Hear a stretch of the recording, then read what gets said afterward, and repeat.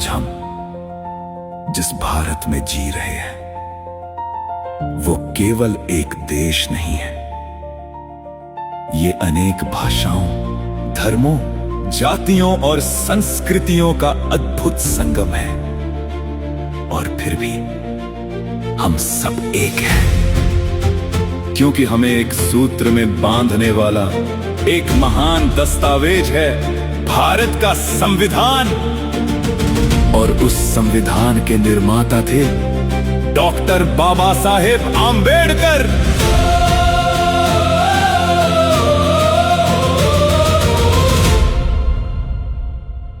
लेकिन जिस महान व्यक्ति ने देश के उज्जवल भविष्य की नींव रखी, उनका बचपन बिल्कुल आसान नहीं था।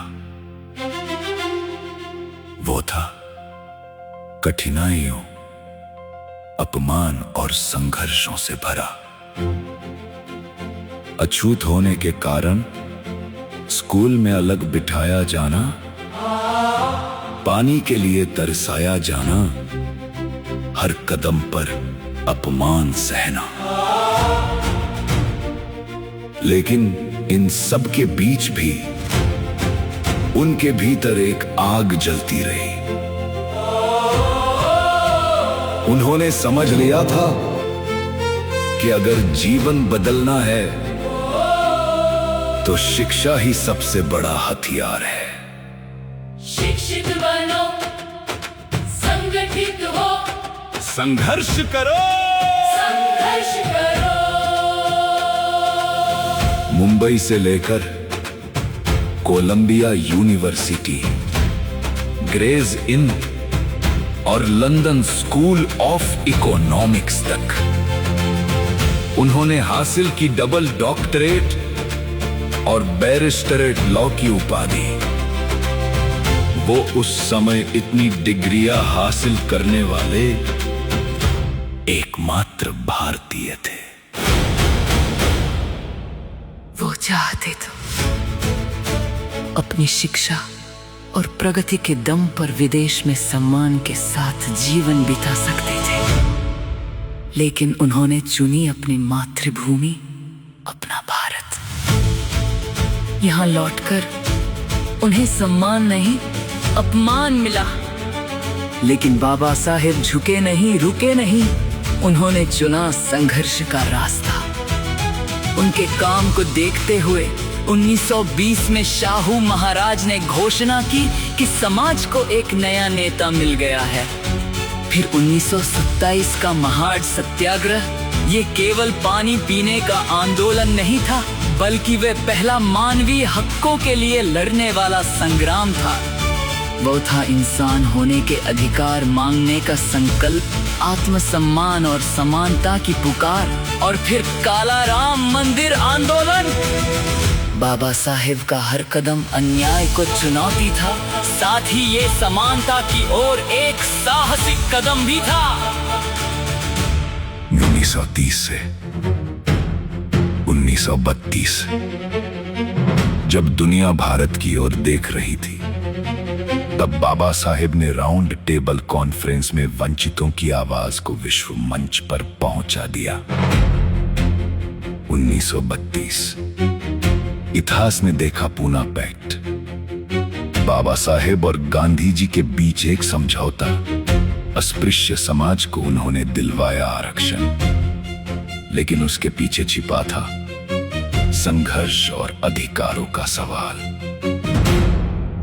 फिर उनकी कलम बनी क्रांति, अन्निहिलेशन ऑफ कास्ट, एक ऐसी पुकार जिसने जाति व्यवस्था की नींव को सीधे चुनौती दी। और फिर उनकी हिंदू धर्म छोड़ने की घोषणा। उनकी इच्छा थी समाज बदले, भेदभाव मिटे और हर इंसान को मिले सम्मान से जीने का अधिकार। उनके जीवन में संघर्ष सिर्फ सामाजिक काम के लिए ही नहीं था, गंभीर पारिवारिक कठिनाइयों से भी उन्हें गुजरना पड़ा। उनकी जीवन संगिनी रमाबाई आम्बेडकर हर कठिनाई में उनके साथ अड़ी खड़ी रही। आर्थिक तंगी के उस दौर में जब बेटे को सही इलाज भी न मिल सका और उसे खोने के एक असहनीय दुख ने उनके जीवन को झकझोर दिया, ये पीड़ा बाबा साहेब और रमाई दोनों के दिलों में जीवन भर बस गई। लेकिन रमाई के त्याग और साहस ने उनके संघर्ष को नई शक्ति दी। उनका संघर्ष सिर्फ एक वर्ग के लिए नहीं था, वो था मानवाधिकारों के लिए। वो केवल दलितों के लिए नहीं लड़े, वो लड़े हर उस इंसान के लिए जिसके साथ अन्याय हुआ। कोंकण की धरती पर किसानों के शोषण के खिलाफ उन्होंने खोती व्यवस्था को चुनौती दी और उसे समाप्त कर दिया। श्रम मंत्री के रूप में उन्होंने दिया 8 घंटे का कार्य दिवस, साप्ताहिक छुट्टी, न्यूनतम मजदूरी और सामाजिक सुरक्षा का अधिकार।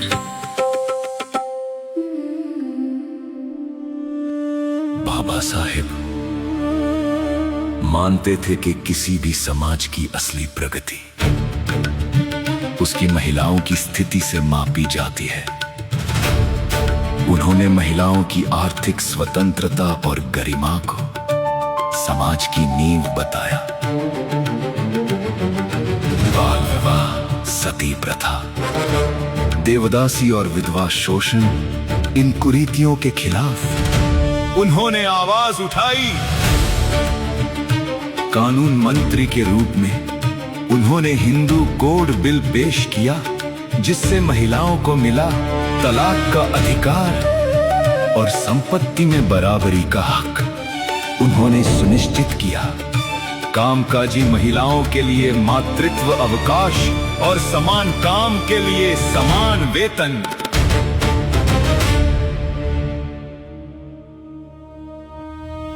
फिर आया वो पड़ाव जब 1946 में उन्हें संविधान मसौदा समिति का अध्यक्ष बनाया गया, जिसके तहत उन्होंने दुनिया का सर्वश्रेष्ठ संविधान लिखा। हमारे संविधान ने शासन, प्रशासन और न्याय व्यवस्था के तीनों स्तंभों को अतुलनीय संतुलन में बांध कर रखा। संविधान की शुरुआत ही we the people of India से होती है। देश के हर नागरिक को दिए मौलिक अधिकारों की समानता, स्वतंत्रता और सुरक्षा की गारंटी। हर आदमी को मिला मतदान का अधिकार। आपको दिया देश का भविष्य बनाने और बदलने की ताकत भी। बाबा साहेब के लिए संविधान सिर्फ कानून नहीं था, ये एक सामाजिक और आर्थिक क्रांति का दस्तावेज, एक ऐसा आधार जो शोषण मुक्त समाज की नींव रखता है और सशक्त भारत को विश्व की एक महाशक्ति बनने की ताकत भी देता है।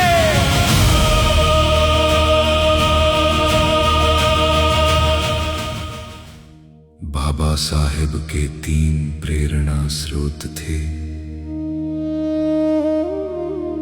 भगवान गौतम बुद्ध, महात्मा फुले और संत कबीर। संविधान में निहित स्वतंत्रता, समता और बंधुत्व के सिद्धांतों का स्रोत उन्होंने भगवान बुद्ध के तत्वज्ञान में पाया। और फिर आया 14 अक्टूबर 1956। नागपुर की दीक्षा भूमि इतिहास का एक निर्णायक क्षण। बाबा साहेब ने बौद्ध धम्म को अपनाया और लगभग 5 लाख अनुयायियों को धम्म की दीक्षा दी। यह विश्व का सबसे बड़ा शांतिपूर्ण सामूहिक धर्मांतरण था।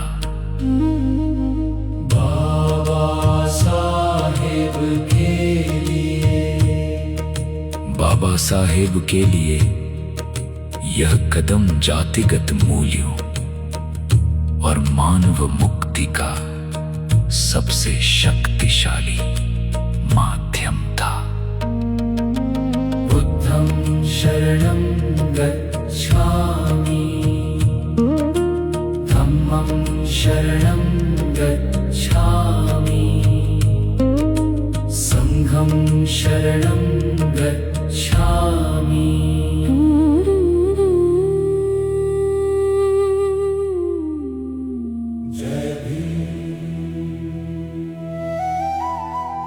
बाबा साहब ने देखा एक सपना, ऐसा विकसित भारत का जहां हर इंसान आजाद हो और जहां सम्मान ही सबसे बड़ी पहचान हो। और इस सपने को सच करने के लिए उन्होंने अपना पूरा जीवन एक ज्योति की तरह जला दिया।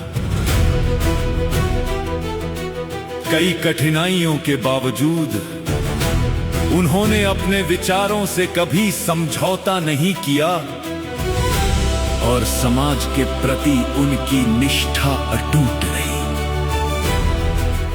करोड़ों दिलों में उनका नाम धड़कता है, उनका संघर्ष हमें आगे बढ़ने की ताकत देता है।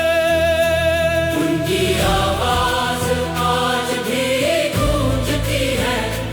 मैं पहले भारतीय हूं और अंत तक भारतीय रहूंगा। उन्होंने सभी भारतीयों के लिए सिर्फ संविधान नहीं लिखा बल्कि एक मजबूत राष्ट्र की नींव रखी। और इसलिए हम उन्हें राष्ट्र निर्माता कहते हैं।